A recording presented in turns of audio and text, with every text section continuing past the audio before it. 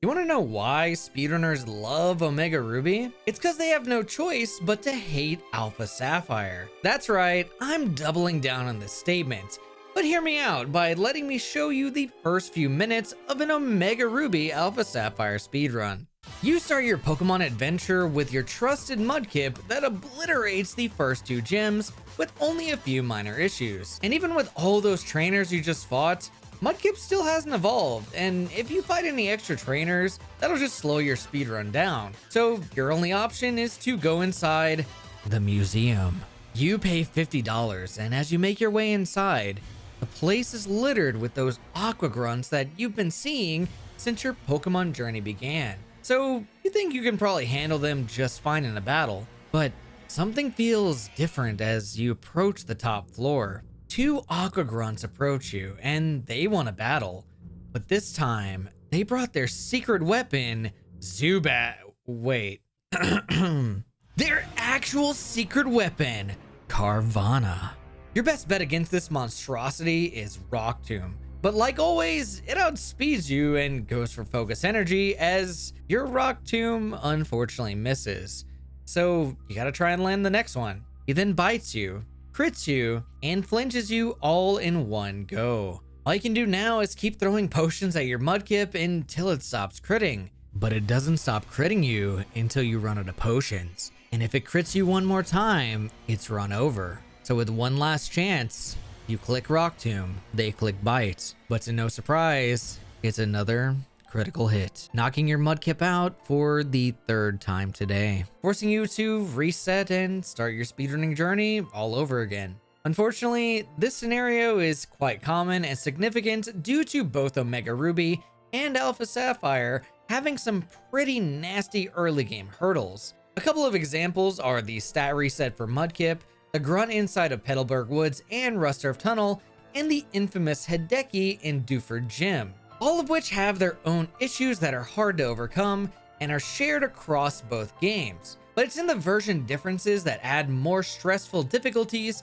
or just enough relief that many choose to play one game over the other. So in this video, I'm going to be covering aspects of both OmegaRuby and Alpha Sapphire and show you all why OmegaRuby is as praised as it is for speedrunning. To start, almost everything about OmegaRuby is so much better than Alpha Sapphire, and it's kind of ridiculous how unfair it really is. Some might think that these version differences are as minor as exclusive Pokemon, but it's never that simple for a speedrun.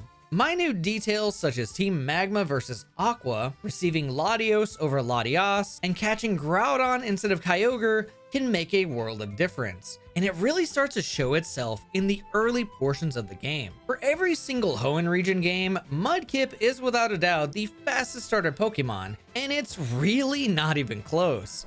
While many may look at the strengths that Blaziken or Sceptile may have in other Pokemon formats, such as competitive Pokemon, to assess their viability in this context, they just don't work the same as they would in a speedrun setting versus a competitive setting. All because speedrunners are at the mercy of the limitations that the game puts us through when starting from a fresh file, which means no hidden abilities, Mega Stones, or immediate access to really good TMs, all of which make these two other starters the powerhouses that they're known to be. These limitations really showcase themselves in the other starter Pokemon when you give your rival a nasty, bulky Mudkip for picking Torchic, or face the reality that using Treecko just doesn't work well versus Watson Steel types, Flannery's Fire types, or Team Magma and Aqua's Poison type Pokemon. But opening up a fresh can of Mudkip on your opponents works perfectly with its eventual ground and water typing, a typing that can only be countered by grass types, which are rarely fought in the Hoenn region. Why else do you think IGN said that this game had too much water? It's clearly because Mudkip is the one delivering that water to every gym leader's face in ways that the other two starters can't compete with in a speedrun setting. And it gets even crazier when you can see what Mudkip can do to Team Magma. You start your Pokemon adventure by playing OmegaRuby and using your trusted Mudkip that obliterates the first two gyms with only a few minor issues. Time to head to Slateport, pay $50 to enter the museum, and then go straight to the top floor. But something feels different. As you approach the top floor, a couple of magma grunts approach you, and they won a battle. But this time, they brought their secret weapon, not the Zubat, but the Numel. You proceed to click water gun, and you win.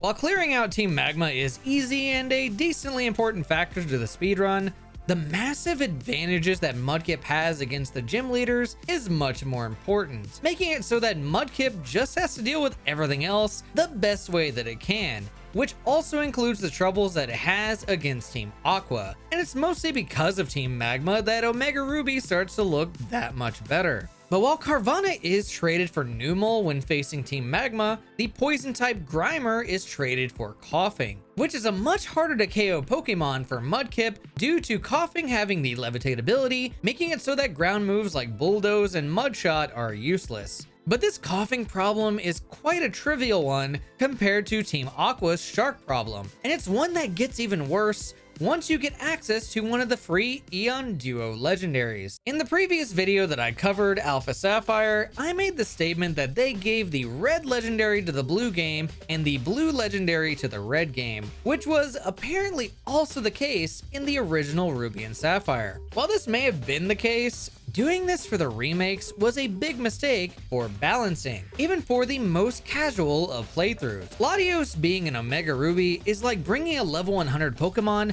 against a Route 1 trainer, while using Latios in Alpha Sapphire feels a lot like the opposite, all because Latios struggles an unfair amount to these evil sharks, but Latios gets to tip cows all day. Some might ask why not just use the starters if Latios struggles so badly. Well, we've already thought of that. It's literally right there in your party the entire game after all. But to better answer that question, let's compare Marshtomp and Latios, who are both level 30 at this point. It's usually here where Marshtomp shifts to the role of an HM friend, meaning it has moves like Surf, Strength, Rock Smash, and Bulldoze in its move pool, and will later be taught Dive. While Latios has Dragon Breath, Mist Ball, and will shortly be taught Surf, and later Grass Knot. Quite a significant difference between move pools, and it's an even bigger difference in stats. Not only does Latios have more bulk to it than Marshtomp, but it's also faster and more powerful. And even if you were to evolve Marshtomp,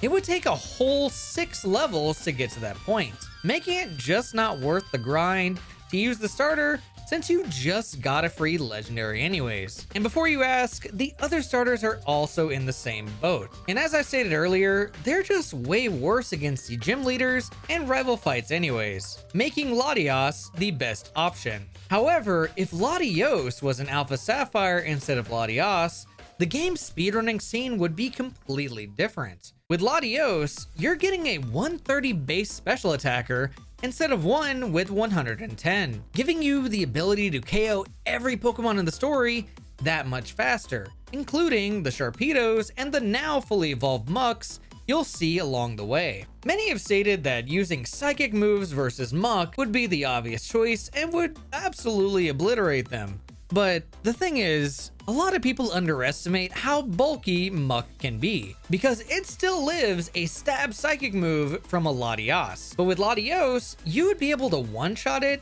if you got lucky with your nature and stats. And even if you didn't, a bad Latios is pretty close to a good Latios. But now that we've established what Latios can do in Alpha Sapphire, let's turn it around and ask, what could Latios do in OmegaRuby? Well, pretty much everything Latios can do in OmegaRuby, Latios can do as well, just slightly worse. All because Camerupt is never really a problem when you have Surf, and Weezing dies at a much easier rate than Muck does to special attacks, making the entirety of Team Magma kind of a joke to handle, even the team leader Maxi. In fact, the entirety of Team Magma requires much less setup because of the Pokemon on their team, the likes of which lend even better when you use Mudkip for the early portions, making it a massive breath of fresh air compared to the nasty Team Aqua. And while we're on the subject of setting up, your experience with the late game of OmegaRuby and Alpha Sapphire is very dependent on stats and natures. With bad offensive stats, you'll always have to set up more than usual. For Groudon, this usually means more Sword Dances, and for Kyogre, that usually means more Calm Minds. But a minus speed nature is usually the worst of them all, since you have to use X speeds on multiple fights inside of the Elite Four. Luckily for Groudon, these fights aren't really much of a problem, except for Phoebe, who can curse, force you to heal, and possibly force you to use Precipice Blades instead of Earthquake. And for Kyogre, these fights also aren't a problem except for one: the fight against Glacia. Unfortunately, the best option to use against Glacia will be to not set up on Glalie, since it always goes for Hail when you have the rain up. Hail unfortunately wastes a lot of time by not only lowering your HP, but also producing a lot of text because of the hail, all while lowering the power of your water moves since rain is no longer up, leaving your best option to set up 2 to 3 turns on their second Pokemon, Walrein. Walrein is a massive issue because every single turn, it has a 34% chance of hitting you with sheer cold nearly 3 hours into your speedrun. And if you get hit, you die in one shot. Now, there are some obvious ways to get around or even avoid sheer cold altogether. The first and slowest way would be to level up past Walrein's level, which makes it so that sheer cold doesn't work at all. But unfortunately, this requires you to either grind or find additional rare candies, both of which aren't really worth it, since it would only improve your chances of winning a single fight. The thing about speedrunning is that if we take our time to invest in something for the sake of speedrunning, it has to give back more than it takes, which is why buying the move Thunder also isn't worth it. While Thunder is a super effective move on Walrein that's guaranteed to hit it in the rain, which Kyogre produces naturally, the amount of time it takes to reach the department floor, talk to the clerk, teach the move, on top of the money required to buy it, are all massive factors that many don't take into account. And understandably so, because speedrunning is a very complicated thing with how much you have to take into account and measure the value of. But while over leveling and using the move Thunder may not work as well as many might think for a speedrun setting, the blue or red orb definitely do. When you equip the blue orb to Kyogre or the red orb to Groudon, they instantly turn into their primal forms as soon as they enter the battle. For Groudon, it's almost 100% required to red orb on Glacia, all thanks to Primal Groudon's new ability, Desolate Land. With Primal Groudon's new ability, Desolate Land, other types of weather will fail to activate except for the obvious Primordial Sea or Delta Stream. And because Glalie is so desperate to set up Hail, it'll keep doing that and let you set up for free. And while you could try and set up with regular Groudon, the added attack to Primal Groudon is also a massive factor in making Red Orb that much more worth it, on top of Blizzard forcing you to heal a ton. But for Blue Orb, it's merely there for a safety option. While Primal Kyogre's ability also gets rid of Hail and adds a ton of special attack, it unfortunately just doesn't make enough of a difference for Kyogre. Because unfortunately, even with the Blue Orb, it's the exact same amount of setup without it. And because of this unfortunate setup dilemma, alongside the nasty primal animation that plays out, Mystic Water happens to be the best option when compared to Blue Orb. And to add on to this as well, Walrein has a decent chance to go for its other two moves, Body Slam and Surf, making it statistically more worth the risk over the safety Blue Orb brings to the table, making OmegaRuby that much more appealing when you can both start and finish a run without risking everything to some truly unfair circumstances that Team Aqua, Latias, and Walrein bring to the table.